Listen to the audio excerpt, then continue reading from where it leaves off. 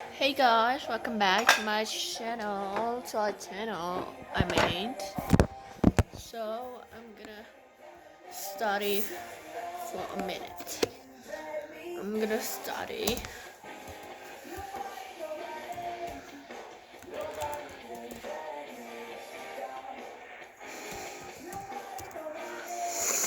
We got an update for you. So just okay. So we just make geography. Has study about has. Study about has. Study about has.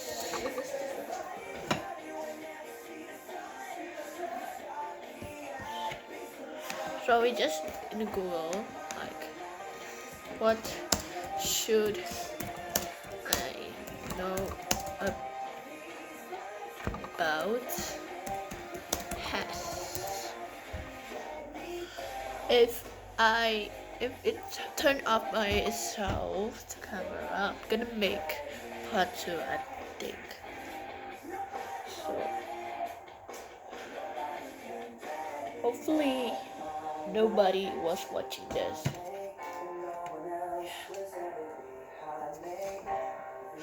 I do want has.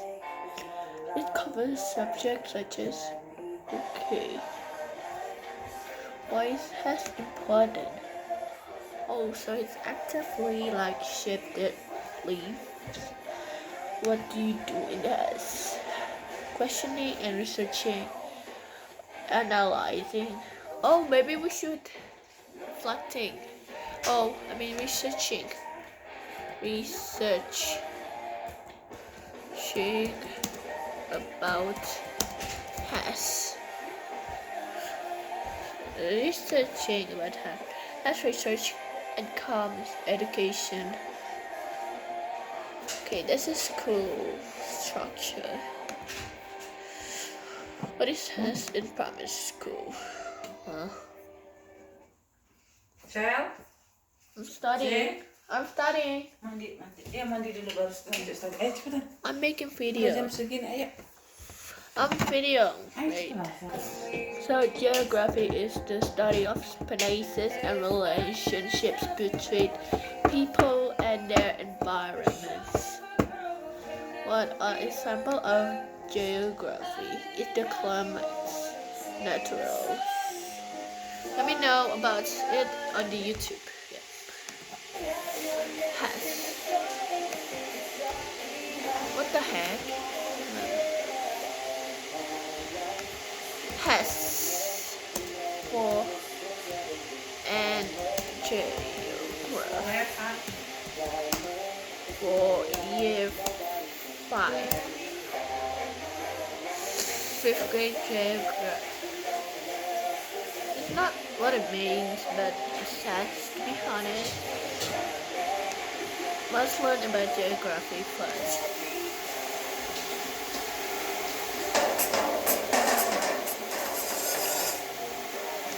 Watch our videos and review your learning with the Crash Course app. Supplemental content is now available for these courses. George Eliot's old grandfather wrote a pig home yesterday.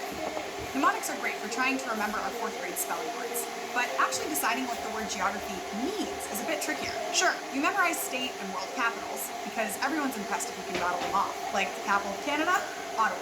Or we learn that rivers flow downhill, or that the US imports more than 3 billion pounds of bananas from Guatemala each year. And those are cool factoids, but that's not all geography is. Geography helps us answer bigger questions, like what's the story of the Earth? How do humans change their environments? And why, of all places, did that huge mountain form there? There's a lot to cover in this series because geography encompasses all 4.5 billion years or so of the Earth's history, and even makes predictions about our future. So we're going to do our best to highlight the weirdest, most awe-inspiring parts. I'm Alize Carrere, and welcome to Crash Course Geography.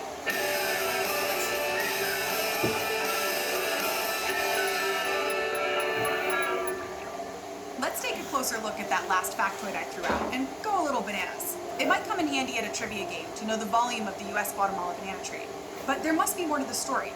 Like, why Guatemala? And why bananas? In geography, we use those questions to better understand the connections between us and the physical world. So today, let's start in Guatemala. We think of the now called Guatemala, as part of Central America, a region between North and South America that's covered with dense rainforests and incredible biodiversity. To look just at Guatemala, we jump between 13 degrees 45 minutes and 17 degrees 48 minutes north latitude and 88 degrees 14 minutes and 92 degrees 13 minutes west longitude. We could even give the absolute location, or geographic coordinates, of different geographic points of interest in Guatemala, from Volcán de Fuego to the Mayan Plains in Tucson. From there we might notice the physical environment, like the climate, the landforms, or the rivers and waterways. Guatemala is a mountainous country with both recently active and long-dormant volcanoes that have provided rich fertile soil. With soil like this, it seems like there's no shortage of options for it to grow, and yet, bananas. It turns out, to be successful, bananas need to grow at a temperature between 20 and 35 degrees Celsius. Guatemala's tropical regions range between 18 and 35 degrees. Bananas need about 170 centimeters of rain a year. Most of Guatemala gets between 70 and 200 centimeters. And bananas need well-drained soils rich in potassium. Guatemala's volcanoes spew rocks rich in iron, magnesium, and, you guessed it, potassium. What we're doing here is identifying the space, or the features and relationships that occur in a given area. Basically, it's the cold, hard facts about a specific location on Earth's surface. We need to pinpoint where we're interested in before we can start to answer why various things happen there. Working with the idea of space is one of the defining characteristics of geography. And we'll get into even more specifics in later episodes. Historically, maps and more recently satellite images are tools that help define and quantify space. But there are plenty of non-spatial things we might already have in our minds about Guatemala and Central America. For example, that it's long been home to large populations of indigenous peoples, including Mayan groups like the Quiche, Cachiquel, and Mam, and non-Mayan groups like the Chinca, or that it's a region known for its history of empires, like the Mayan or those created by Spanish colonizers. Guatemala has been known by many names, including Cuauhtemalan, a name given to the area by clash-calling warriors accompanying Spanish conquistadors. Like almost any land or mountain or stretch of sea, Guatemala means different things to different people. It's a place, or somewhere that has attached value, meaning, and emotion to it that can't be measured. It's subjective for sure, but a place can be observed and described value, meaning, and emotion to it that can't be measured. It's subjective for sure, but a place can be observed and described to others. We can think of place as the significance attached to a particular space. So as we try to better understand the significance of bananas and how they fit into Guatemala, the space and the place, we'd learned bananas actually aren't native to Guatemala or even the Americas. Explorers and missionaries brought bananas to Central America in the 1500s from the areas near present-day Indonesia and Papua New Guinea where bananas grow natively. Oh Thinking my about gosh, where bananas Indonesia. from the areas near present-day Indonesia and Papua New Guinea where bananas grow natively. hear Thinking about that, where bananas can grow in Indonesia? Guatemala and why adds another layer to our geographical investigation. After all, almost 1 out of every 3 people in the workforce works in agriculture as of 2020. So the next chapter in the geography of Guatemalan banana import story is thinking about interactions humans have with the environment. In geography, human-environment interactions are all the ways humans connect with and live within the environment and the impact the environment has on lives, choices, and experiences. This is key to geographers. In Guatemala, where there's enough flat land and fertile soil, and it's not too hot or cold or dry or wet, humans might decide to grow bananas.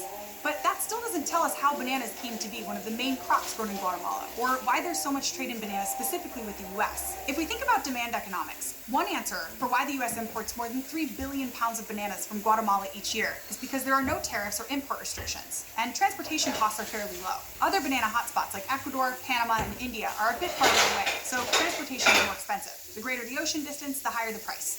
But that's not the whole story. To this day, the agriculture industry in Guatemala relies on the plantation, which is a large-scale commercial enterprise that just produces one crop and mostly exports it. Plantations arrived in Guatemala with European explorers colonizing the Americas. But they can also be found in other parts of the world that experienced colonialism, like cocoa plantations in the West Indies, tea plantations in Sri Lanka, and cotton plantations in the US. No matter where they're located, using plantations has had long-lasting consequences we still contend with today. To peel back the layers, let's go to the thought bubble. Bananas first became popular as a, quote, rare and delicious treat in the United States in the late 19th century, even though they've long been a diet staple in many tropical regions. Sensing an opportunity, American businessmen like Minor C. Keith and Andrew Preston started importing Focus in your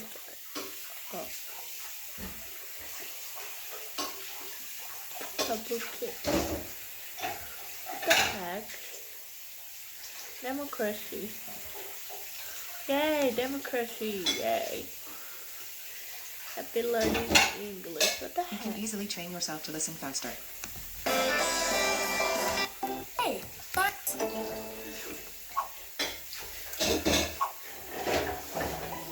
What watching democracy right consists now, of the idea that a country's citizens participate in the election of who will govern them and the political decisions that the government takes. This is offered through the right to vote when we are overaged. But democracy wasn't always like this, and it has experienced a long journey before becoming the way we know it today. Let's travel in time to see how it all started. The birth of the first democracy. Ayo, mandi dong. The word democracy comes from the Greek word meaning town. It's an idea that was first thought of a long time ago by citizens in Athens, a city in ancient Greece. It consisted of a government system where decisions were discussed and decided by a citizens' assembly. The members of the assembly were selected by a raffle, and the decisions were agreed after a majority of votes in favour.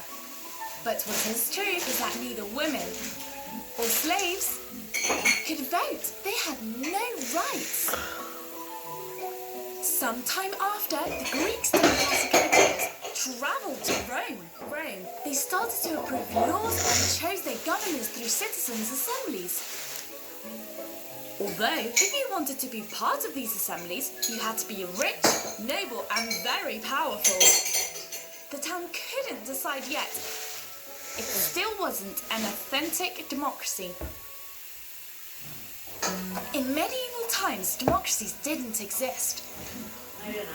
It was the kings and noblemen who made all the decisions, and they acted like real tyrants, like dictators who didn't care about the rest of the town.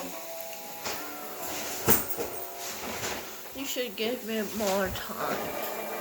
This was until the end of the 18th century, where the French Revolution erupted. In 1789, French citizens faced and defeated the absolute monarchy. From this moment on, the first real democratic ideologies took place in France. Especially the right to universal suffrage. So, any citizen, regardless of them being rich or poor, could vote and participate in their governor's elections. Although the universal part wasn't all true, because women couldn't vote yet. Ayo dong. Mandi dulu. Over time, democracies traveled to many other countries where they were also established as the governmental system. Mandi gantian dulu. But unfortunately, there have been and still are differences and inequalities between people. What the heck? For example, women couldn't vote in many countries until the 20th century. Some races, like the black race, were and still are considered secondary citizens in many parts of the world. Democracies still need to be perfected. Look at this. Well, now we know democracy's history, and we've learnt that it looks for general welfare and is based on respecting each other and human equality, whether they are man or woman, rich or poor, white or black. Everyone has the same rights, but also the same duties. So, we need to respect the rules and norms set. This is democracy, and in Happy Learning, we love this ideology because we believe in equal rights. We believe in respect and solidarity, that we think that nobody is superior to another. Goodbye, friends, and don't forget to subscribe to Happy Learning TV. Ayo sayang. Integral part of what makes the U.S. such a special place to live. Ayo. But why? Why is being a democracy so special? And how exactly do democracies work? Well, think about it this way. Let's say you and your friend are hanging out on a Saturday morning, trying to decide what to do that day. Maybe someone wants to play soccer, and someone wants to play a board game. What the And heck? perhaps a third Soccer. friend suggests playing tag or Yeah, everybody likes soccer. diving in. Soccer is kind of fun. Yeah. To a board game. And and maybe a fourth friend really wants to go to the mall. How do you decide what to do? Tuh Sel, kamu kan You suka could ke all mall. discuss your options and come to a group decision. In that case, everyone would have a say, and the group would come to an agreement. That way, figuring out what to do is not just one person's decision, but everyone's. That's only fair, right? That's kind of how democracy works. In a democracy, the government is run by the people. The people who serve in the government are elected by a majority of the citizens, based on who they think are the best people to I run the think I country. should see you In back. addition to the Max. president, the representatives of Congress, Max. and the senators, who are elected members of the national Problem government, solving. there are also Problem solving, yes. Let's go. What's up, guys? Matt here again from the Matt. The math guy. We're going to start on we're going to look at Okay. fractions, adding and subtracting fractions, then looking at Go ahead. perimeter and finding what, which is any 1, 2, 3, 4, 5, 6, 7, 8, 9 are all single-digit numbers. Anything above that, 10, 11, 12, all multi-digit. The number 19, double-digit. We've got a 1 and a 9. 9 are units, 1 are Wait, terms. please. If we look at a great big number, 25,423, that's a Probably 5-digit do number. not We've got watch it. You have to 5 like digits going on ignore our the page. sound. With that in mind, Ignore the Segini, sound. Sel. Part 2. Bye. Jangan